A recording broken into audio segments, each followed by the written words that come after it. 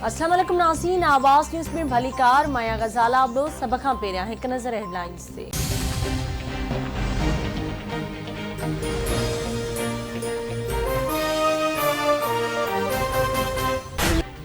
हज़रत मोहम्मद मुस्तफ़ा सल्लल्लाहु अलैहि वसल्लम जे ॾोहिटे हज़रत इमाम हुसैन अलैहिस्सलाम ऐं संदसि जानिसार साथियुनि जी अज़ीम क़ुर्बानी जी यादि में सिंध समेत सॼी दुनिया में आशूर जो ॾिहाड़ो मज़हबी अक़ीदत ऐं एहतराम सां मल्हाए पियो वञे।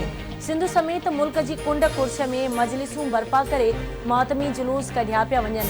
आज़ादारी करे करबला जे शहीदनि खे भेटा पेश करण जो सिलसिलो जारी। सिक्योरिटी जा गैर मामूली इंतजाम। मुल्क जे 70 ज़िलनि में मोबाइल फोन सर्विस जुज़वी तौर बंदि। मोटरसाइकिल जी ॿेल सवारी ते पाबंदी।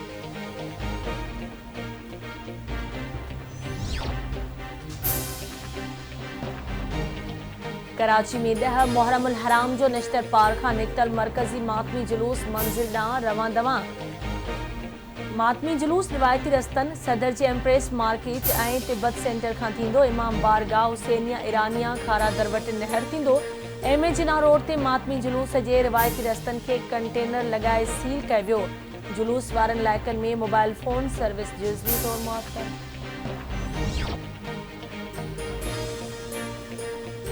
10 मुहर्रमुल हराम के सिलसिले में हैदराबाद, जामशोरो, शहीद बनसीराबाद, मीरपुर खास, ठट्टे, बदीन, दादू, घोटकी, जैकबाबाद, कश्मोर, कंदरकोट, कंबर शदादकोट, सखर, खैरपुर, लाड़कानी, मटियारी, नौशेरा फिरोज, सांगड़, शिकारपुर, टंडो अलैयार, टंडो मोहम्मद खान, थरपारकर, उमरकोट, सिजावल ज़िलनि के नंढन वडन शहरन में भी मजलिसूं बर्पा करे मातमी जुलूस कढण जो सिलसिलो जारी। आज़ादार जंजीर ज़नी, सीना ज़नी करे रहिया आहिनि। चाकुन ऐं खंजरन जो भी मातम कयो पियो वञे।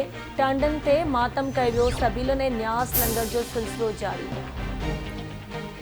रोहिड़ी में 10 मुहर्रमुल हराम जो करबला मौला जो ताज़ियो सैयद हैदर शाह हक्कानी जे पिण तां बरामद थी रहियो आहे। मातमी जुलूस रिवायती रस्तनि खां थींदो। Karbala GT road station road खां थींदो। स्टेशन भरिसां नहर थींदो। करबला मौला जे ताज़िए खे कुल्हो ॾियण ऐं ज़ियारत करण लाइ मुल्क जी कुंड कुर्श खां हज़ारनि जी तइदाद में आज़ादार पहुतल। सिक्योरिटी जा इंतज़ाम सख़्त कया विया। पाक फ़ौज जे 3 कंपनियुनि खे हाई अलर्ट रखियो वियो।